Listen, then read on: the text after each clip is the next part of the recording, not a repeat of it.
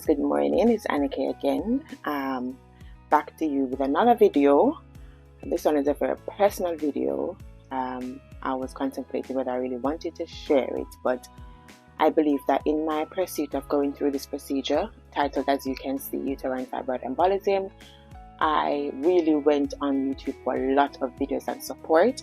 So even though I don't like to share personal details as such, usually I sort of help you guys with whatever information that I know regarding to nursing, visas, application, migration, and just maybe like a little vlog here and there.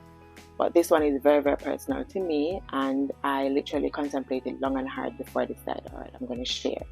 But I believe that the ethos of me joining YouTube or trying to become a YouTube partner is actually to help others and to sharing information where somebody may benefit from. So going back to the purpose of the reason why I started off with YouTube, I believe that this is fitting.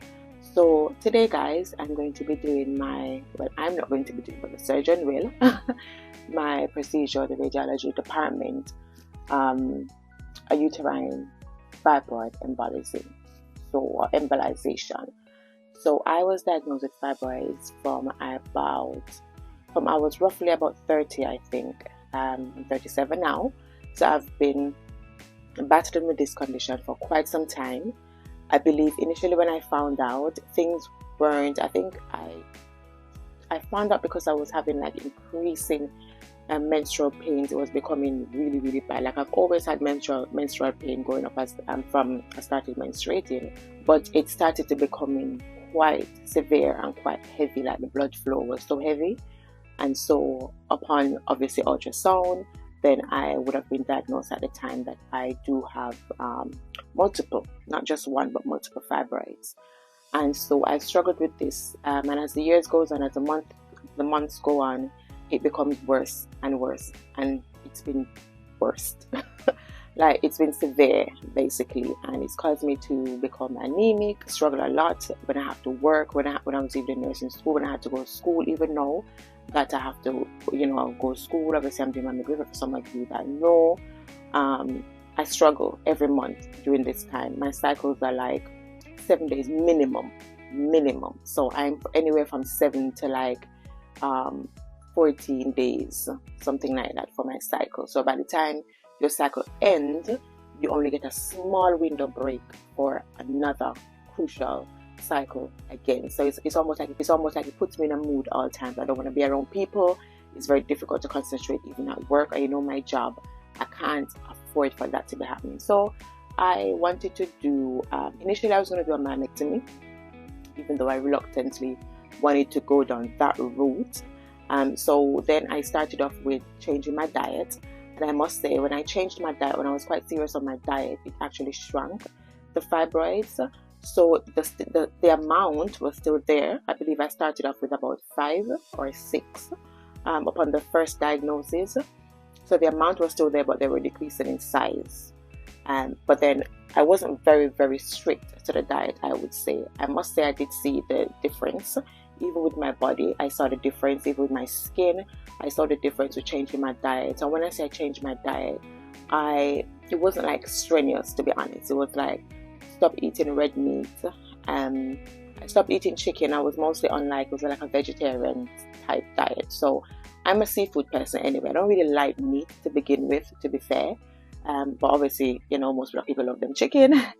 So, but I actually stopped eating chicken totally. I stopped eating eggs and stuff, anything to associate with chicken and things like that. Any hormonal stuff I stopped eating, and it did actually change in my body, and the fibroids did respond to it. However, I still eat relatively that way, but I'm not on like a strict regime.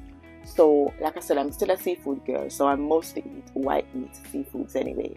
But I'm back on chicken now, especially because I started gym more so as well. So I needed some proteins, and you easily get your protein from your chicken and sort of your eggs and stuff like that. They're like your go-to protein things. So I actually went back on chicken. I haven't seen, based on the other scans that I've done following that, I don't think they've grown significantly since I've gone back on, to be fair. But I think that if I had continued with a strenuous diet, and even more so Like I said, it wasn't like a strenuous diet. It was just avoiding certain things, to be fair. If I did like a strict things, like some of the things I saw the girls on YouTube talking about, I'm sure I would see the result. Because my thing is that invasive procedures is never what I want. However, I'm not doing a myomectomy today. I'm doing a uterine fibroid embolisation, as you saw in the title, and I am happy with that because I'm not doing a myomectomy. So I really did not want to do a myomectomy. I remember my pastor asked me when they were praying once, and I went up and he said, "What do you want? Do you want surgery or do you not want surgery?" I said, "I don't want surgery." And so he prayed, and I find that things started happening after that. Because I've been waiting for this appointment since like 2022. I've started the process of trying to see what they would do. Initially, I would say whatever they would do, I would work with, because I just need to get rid of these fibroids. Obviously, I want to, not in a relationship at the moment, but I would love to be able to have a child at some point later on as well. So you want to prepare the uterus for that as well. You don't want it to be any problematic if you end up with somebody, get married and stuff, and you want to have bear children, and you don't want that to be a problem. So anyway, I'm trying not to make this introduction long, but it's already gone over 6 minutes. But guys, I am basically getting ready now to leave. I should be at the hospital for 8 o'clock. It's now 7:30, right? I said I was going to leave at 7:30. I'm to get there for 8. I live very close by, so it just takes me 10 minutes. But I usually like to give myself grace period. So I'll leave just after I finish this recording. Just after I pray a bit and just consecrate everything, the equipment and all of that. So guys, pray for me. I guess you will be seeing this video after the procedure anyway, but I'm still continuing to pray for my recovery. Just put a prayer hands or praying symbol in the comment below if you're praying for a sister, and I will need all of the prayer, because I do hear that it becomes very painful immediately after the procedure. So my understanding about this procedure is that they will go in through my femoral artery, which is the artery just by your groin, for those who are not familiar with the term. And they will basically have like a catheter all the way up to the uterus to find where the fibroids are. They will deposit some crystals, some things into the blood vessels that are feeding those fibroids. And the aim is that those crystals will block any supply of blood to the fibroids. And as you know, in your body, if your body don't have any supply of blood to any organs or cell, it will die. So it will become necrotic. So that's the aim. The aim is continual process until it dies, basically. So it's not like the myomectomy where they just take it out immediately. So it's depositing the crystals, and over time the fibroids will die. So in that dying process, I heard, is where the pain comes in, because anything in your body that's starved of oxygen, you will feel pain, and starved of nutrients, you will feel pain, which is the reason why the sicklers feel a lot of pain sometimes, because their blood vessels get blocked, and they're starved of oxygen and vital nutrients, and so they become that painful crisis. It's pretty much the same thing. I'm just giving a little bit of the nursing background. It's pretty much the same thing. So I'm expected to be in a lot of pain. So like the video that I did previously about my first week of placement as a midwifery student, I did a block 3 days this week, Monday, Tuesday, and Wednesday, so that I can have the rest of the week off into the weekend, so that I can recover from this painful episodes that, what I'm seeing on YouTube that will happen. I do, however, have a very high pain threshold because of these fibroids, because I've been so used to pain for so many years. So I'm hoping that it won't be too bad that I can't handle it. I do have a sports day to go to on Saturday, and it's Thursday today, and I'm intending to go to my sports day. So I pray that it doesn't actually impede that. But guys, pray for me. I'm about to go now. I'm about to go and do my procedure. I will probably come back and give you a little update when I'm in the hospital. I'll probably do like a one day, one after day 2 and stuff like that. I'll see how it goes and how I feel. But as for now, keep praying for a sister. Alright, so like I said, I'm very nervous about this video because I don't usually share personal things like this on YouTube. Even though people think to say, oh, your life depends on social media, your ever depends on social media. But I really choose what I share. People think I share everything, but I really don't. But yeah, this will help somebody. So yeah, I'll talk to you later. Alright guys, bye.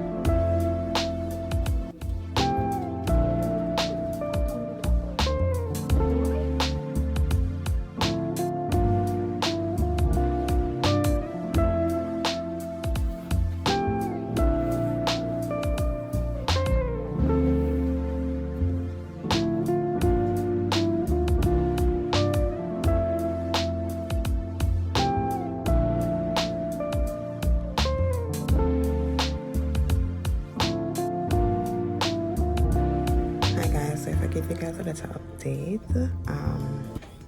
I've seen my anesthesiologist. So them name I ever can pronounce the name right. My anesthesiologist, and they went through the procedure, what's gonna happen. You know, girl nervous about that spinal local anesthetic, yeah. If you're nervous about anything else, I'm nervous about that spinal. But it will go well. It will go well. So I will talk to you guys after I get back. Alright.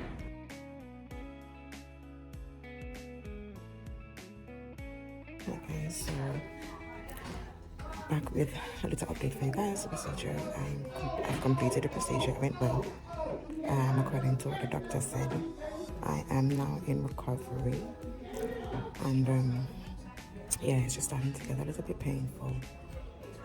It's trying to just hold off because I want to give me that what you call a PCA, which is like a morphine IV thing where you press it as and when you need.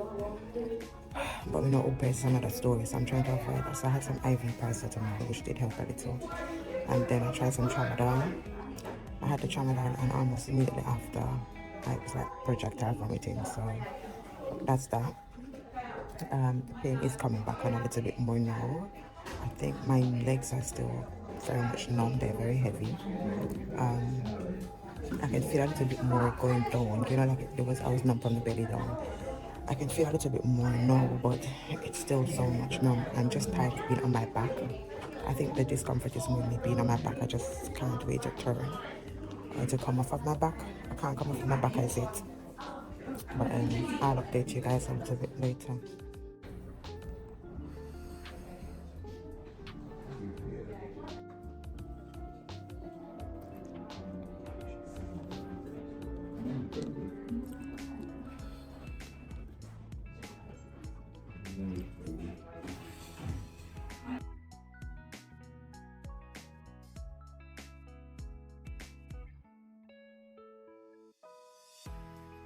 Hi guys, so today is day 1 after the procedure. It's over 24 hours now, but honestly I didn't have the strength to come and talk to you guys. I was just out of it, still out of it, but a little better than yesterday. I'm discharged home now. I left the hospital at like 5 in the afternoon the following day. So my procedure was finished at midday that same day. And went to recovery, was in recovery for a while, and then to the ward. But the procedure, the doctor said, went well, as in they accomplished all what they wanted. I guess they found the arteries that was leading to the fibroids and deposited the stuff in them. When I got in, the very friendly, the staff was so nice and very friendly, and they tried to make you really calm and relax. My doctor was fantastic. Big up yourself, Dr. Taylor. It's funny, my guy in Jamaica was actually Dr. Taylor, and then I come here with another Dr. Taylor. But he was awesome. One of the ladies, they asked what music I want to listen to, and I was like, oh, I have a choice, cool. So of course, I licked some Yolanda Adams, because Yolanda Adams is always like my go-to. And so we worshipped in there, so I did anyway. Nobody was singing, so I saw some of them nodding their heads and stuff. So I don't never know Jesus. Jesus came to visit them in that surgery yesterday. But it went. The numbness is so awkward. Like I've never had anything like that before. Those who probably have had babies and had cesarean or epidural probably understand the feeling. I've never had anything like that before, so it was so weird. Wanting to feel your legs and not being able to feel your legs. Until I was able to, during the recovery and stuff. So that's that. But the pain, guys, the pain is not a joke thing. It's very painful. Very painful. So I was put on this PCA, which is a patient controlled energy. So I was morphine in there, and you press it as and when you feel like you need it, and then they have like a cap to when you can't press it anymore because the way overdose yourself, obviously. But I tried my best not to have it. But I tried the tramadol, and then I vomited immediately as I took it. Well, not immediately, but about 5 minutes after I vomited. So that never really did nothing. But then the nurse in recovery encouraged me to just do the PCA, because when I go to the ward, there's going to be limited things that the nurses can give me there, so at least I'm in control of the pain medication when I go to the ward. So I followed their advice, and I'm happy I did, because last night was terrible. It was awful. It's like all I had to try to do was sleep. The good thing about the morphine is that it made you drowsy. Whether it actually helped with the pain, I'm not so sure. I feel like is more the sleepy, the drowsiness and the sleepiness make the pain kind of subside. So whenever I woke up, I was in pain. But obviously when I fell asleep, then I fell asleep good, or fell asleep like deep sleep, so I wasn't really, my pain senses I guess wasn't heightened. But once I woke up, the pain was severe. It was severe. I woke up this morning, I felt much better than yesterday in terms of pain. I was still on the PCA. Obviously I was discharged today, so they had to wean me off of it. So I came off of it for home. They gave me some, still have morphine taken at home, so they gave me some oral morphine. Some oral morphine, some codeine, some ibuprofen, paracetamol. The bad thing about these things is that they make you real constipated. I'm not supposed to do any forcing action or anything like that. So, and the doctor didn't actually prescribe me the laxative. I didn't realize until just now actually. And they gave me some anti-sickness because some me eat a summer vomit. Like I literally have not really eaten anything since my nil by mouth status. Because as I eat, I just get so sick, nauseous, vomiting. Drink water and vomit it up. So it's been terrible, to say the least.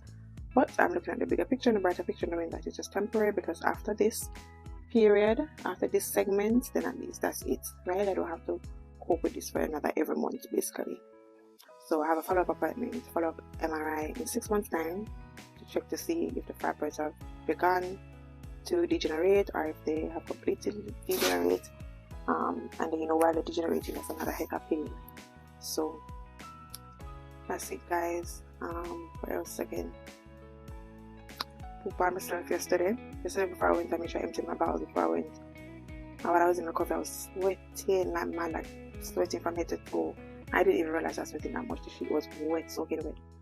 So the nurse changed the sheet for me, and in changing the sheet and stuff, she realized I actually opened my bowels unknowingly.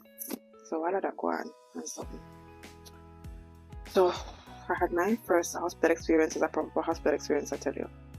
And the food, couldn't really deal with the food, and tell them a lie. Like, I see why the patient don't like the food. Because I think when you're ill and you don't really have an appetite, what you want is food that actually is palatable, something that tastes good. The master food never tastes good, and tell them a lie, so it was a struggle. But this is day 1. I don't know whether I'll come back for day 2, 3, 4.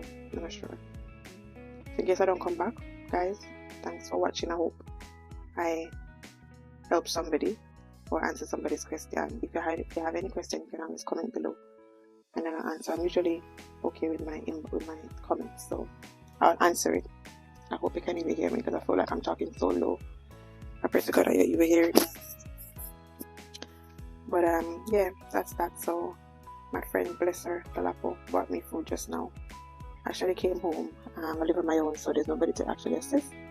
And I'd ordered, I don't know what I wanted, so I just ordered some quick McD's. But I started eating that thinking, I probably should have drank some tea. So I did go downstairs and make some Sarilan ginger tea. And then I'm going to try it again.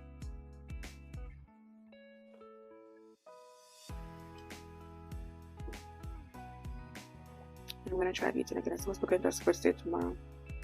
Church sports day. I've been planning to go to from when. So I pray to God I wake up tomorrow feeling better than today, because today was better than yesterday. So I hope tomorrow I wake up I feel better than today, which should be a good thing. I have to get back to placement next Tuesday. Today is Friday. So I'm praying to God that by Tuesday I feel completely good to go back. So yeah, that is that. But anyway, guys, that's my little update. Uterine Fibroid Embolisation. Alright, thanks for watching, and until another video. Bye, guys.